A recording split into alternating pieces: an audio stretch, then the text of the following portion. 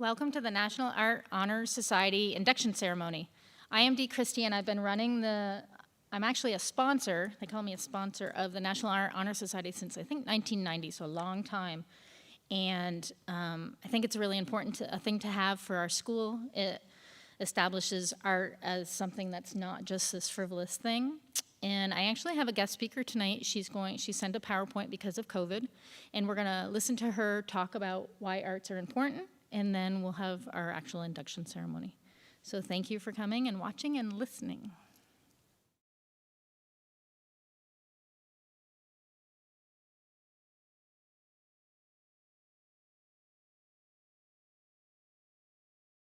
With you this evening at the NAHS induction ceremony.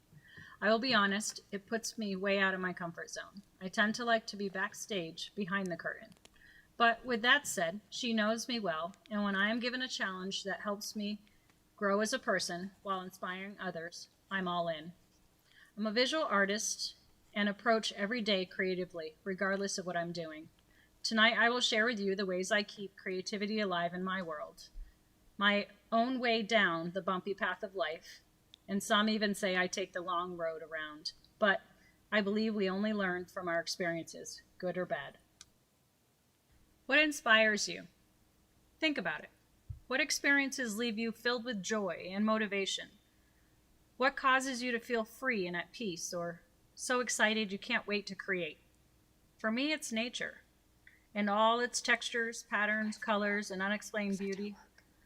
I find this inspiration when I spend time in the woods, wandering, observing, taking it all in.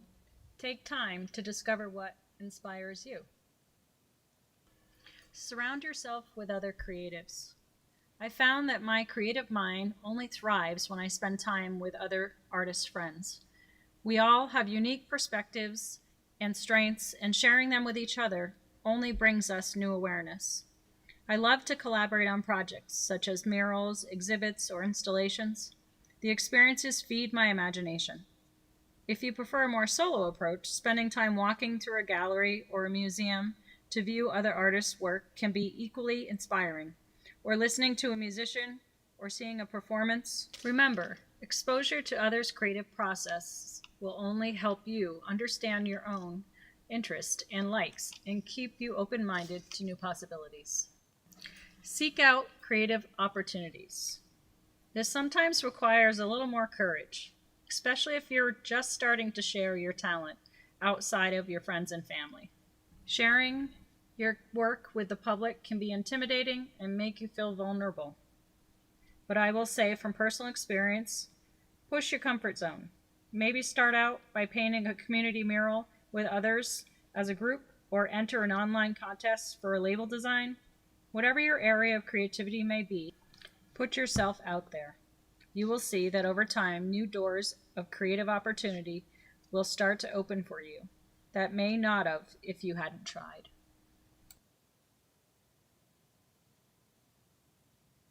Creativity is contagious. Pass it on. Albert Einstein.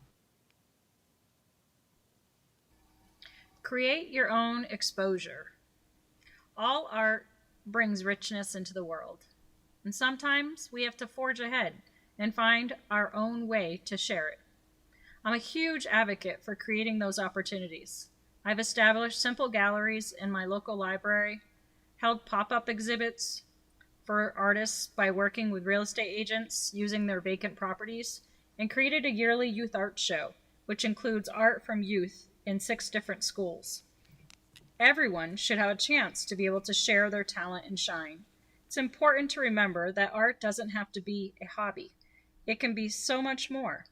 It takes some thinking outside the box, but what is having a superpower like our imagination if we don't get to share it with others? I believe everyone has some level of creativity. Some have just forgotten to water it, so it hasn't grown. However, encouraging others to foster it again is the most rewarding experience I have had the privilege of knowing. Art is therapeutic and healing, and using your talent to help others benefit from creativity by teaching fills you with joy and gratitude. I hope you all continue to have support and encouragement to stay creative as you walk through life. I was the only graduate in 1995 to attend art school, and I owe that to Dee. She believed in me, saw the possibilities my talent could offer me, and I trusted her and took the leap. I have never once regretted it. Thank you, Dee. The imagination has no boundaries. You can create anything.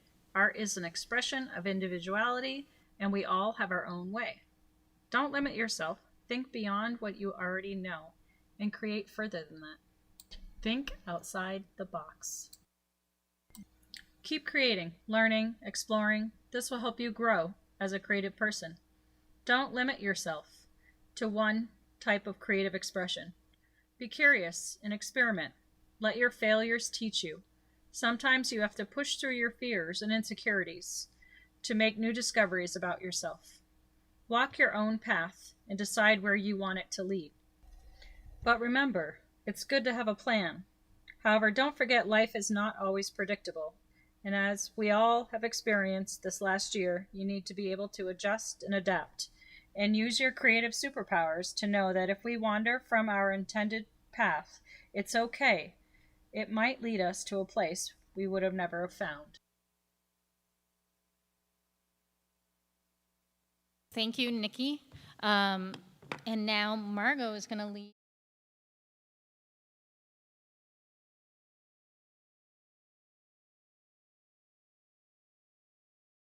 Statement about what NAHS is. And they'll get their certificates. Good God. Okay, so welcome to the induction segment. So these are the elements and principles of art. We have color, which comes from the sun to all things on the earth. Line is the edge of all things on earth. Form is the mass of the earth. Texture is the surface of the earth. Space is the void, the emptiness. Balance is equality and harmony. And movement is time and energy passing. So this is the pledge. So you guys can all stand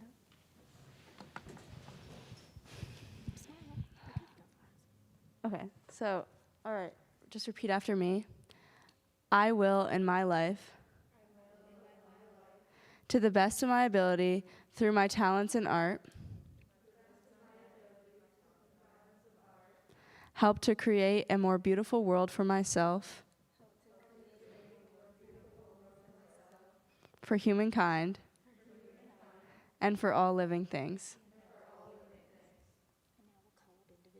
All right, so now we're going to call up individually to get your certificate of membership. Yep, and your actual induction. You're Yeah. actually inducted. It's a national organization, so it's pretty impressive on college resumes and applications and all sorts of things, and it's just cool to be part of a bigger thing.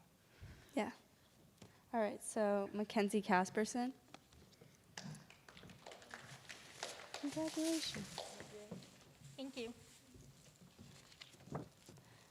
Adeline Collin.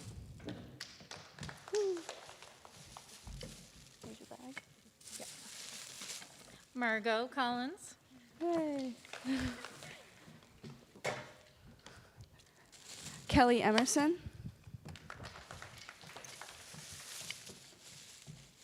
There you go. Brooke Holland. Congrats. Yep, this one's yours. Seneca Lemos. There you go. Amelia Montang. There you go. Lila Rulo. Reagan Richard.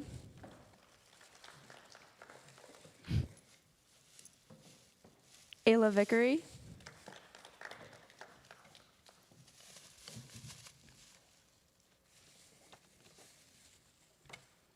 Sierra Yates.